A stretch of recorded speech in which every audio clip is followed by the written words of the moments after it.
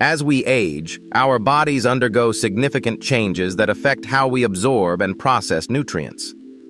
For individuals over 60, the decision to take vitamin supplements can have both positive and negative consequences. While certain vitamins are essential for maintaining health, others can become harmful when taken in excess. A real-life example illustrates this point. A 68-year-old patient, believing he was protecting his heart, took multiple supplements including high-dose vitamin E and fish oil.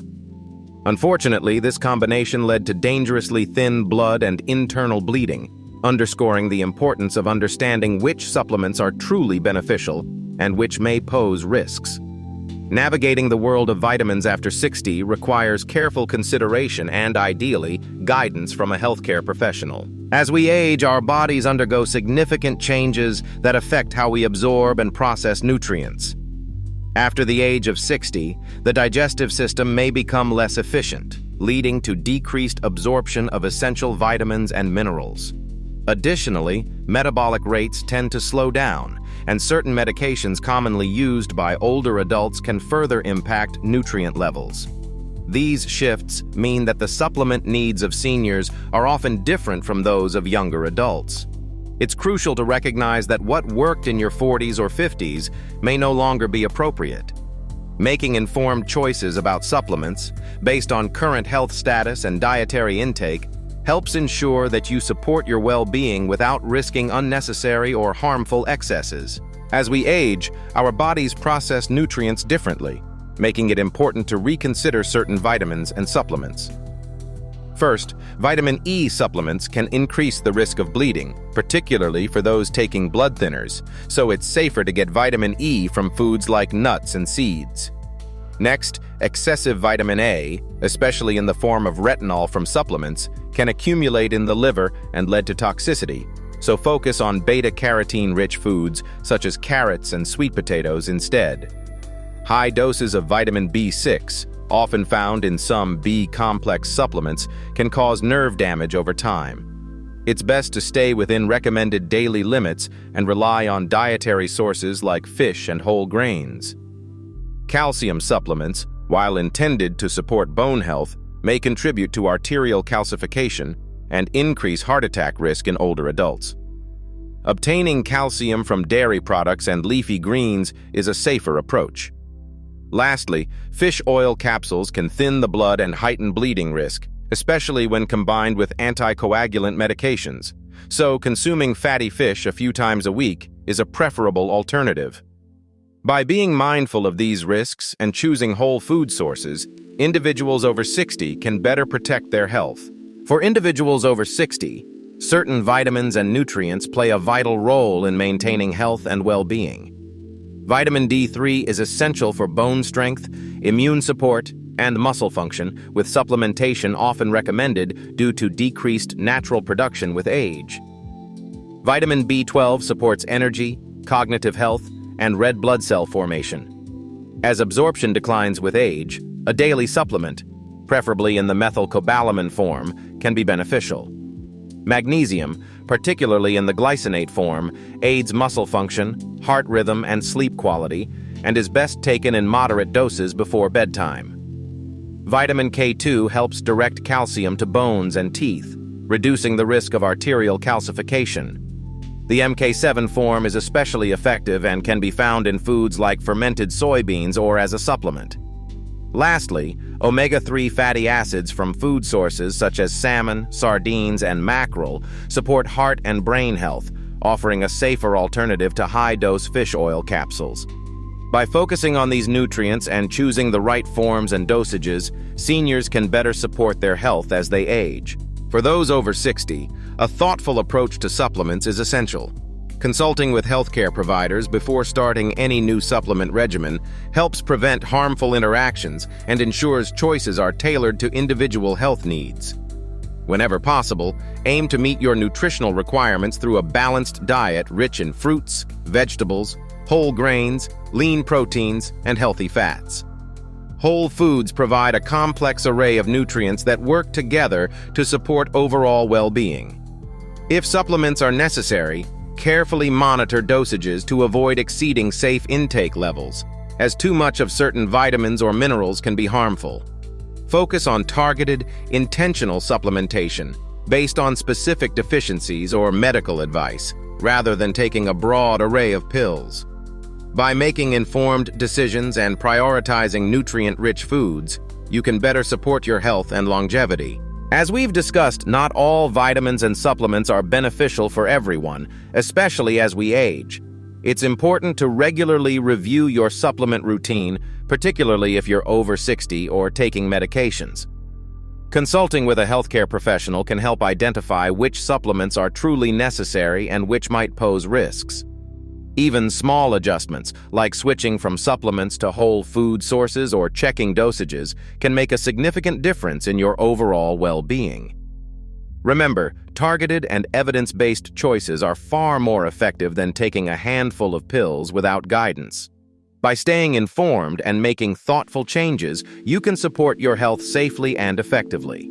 The trajectory of aging is inexorably linked to the integrity of the musculoskeletal system. While previous sections have established the metabolic baselines of aging, the most visible and functionally debilitating manifestation of senescence is sarcopenia, the progressive generalized loss of skeletal muscle mass, strength, and physical performance. This condition is not merely a passive result of sedentary behavior, but is driven by a distinct physiological alteration known as anabolic resistance. This phenomenon represents a fundamental desensitization of muscle tissue to the primary anabolic stimuli, amino acids and mechanical loading. Understanding the molecular underpinnings of this resistance is prerequisite to effective intervention. At the cellular level, muscle protein synthesis, MPS, is regulated primarily by the mechanistic target of rapamycin complex 1, mTORC1, signaling pathway. In healthy young tissue, relatively modest elevations in plasma amino acids, specifically leucine, are sufficient to phosphorylate mTORC1 and trigger the translation of muscle proteins. However, in the aging myocyte, this sensitivity is blunted. The leucine threshold, the intracellular concentration of leucine required to trigger this cascade, rises significantly. Research utilizing the indicator amino acid oxidation method has recalibrated our understanding of protein requirements for the elderly. While the current recommended dietary allowance, RDA, often sits near 0.8 kg/day, day, evidence suggests this is insufficient to surmount anabolic resistance.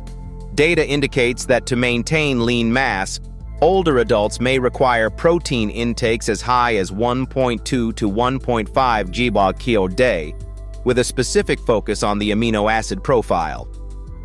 The requirements for leucine, specifically, may be more than double the standard recommendations, averaging 77.8 mg/kg/day for men and 78.2 mg/kg/day for women.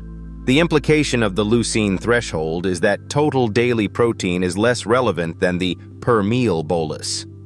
To trigger MPS in an older adult, a single serving must contain enough leucine to breach the elevated threshold, typically 2.5 to 3.0 grams of leucine.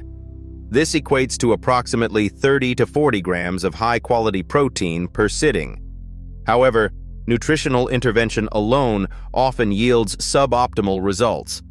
Systematic reviews indicate that while protein supplements rich in leucine can improve markers of sarcopenia, leucine supplementation in isolation without concurrent exercise often fails to translate into significant gains in muscle mass. The mechanical stress of resistance training sensitizes the muscle to amino acids, effectively lowering the anabolic threshold temporarily. Thus, the clinical standard is the coupling of high leucine protein sources, such as whey or fortified plant isolates, with resistance training. Beyond macronutrients, specific compounds act as anabolic amplifiers. Creatine monohydrate. Traditionally viewed as a sports supplement, creatine acts as a phosphate donor to regenerate ATP during high-intensity exertion. In the geriatric context, its utility extends to geroprotection. Accumulating evidence suggests creatine supplementation, typically 3 to 5 g/day, increases aging muscle mass and strength, decreases the risk of falls, and potentially attenuates the loss of bone mineral density. Furthermore, it may modulate inflammaging, reducing the catabolic cytokine load that drives muscle wasting. Beta-hydroxybeta-methylbutyrate, HMB.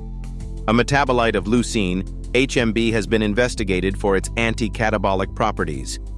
While results for leucine alone can be mixed, HMB, at doses of Capsules 3g or day, has shown potential in mitigating muscle proteolysis, breakdown, particularly in bedridden or highly sedentary elderly populations where active exercise is limited. The L-carnitine complex. Emerging trials have utilized composite scores of muscle mass and functional strength to evaluate combination therapies. One pivotal study demonstrated that a combination of L-carnitine, creatine, and L-leucine significantly improved muscle mass and strength composites compared to placebo. The mechanism appears to be a synergistic upregulation of mTOR protein levels, driving synthesis while simultaneously supporting mitochondrial fatty acid oxidation.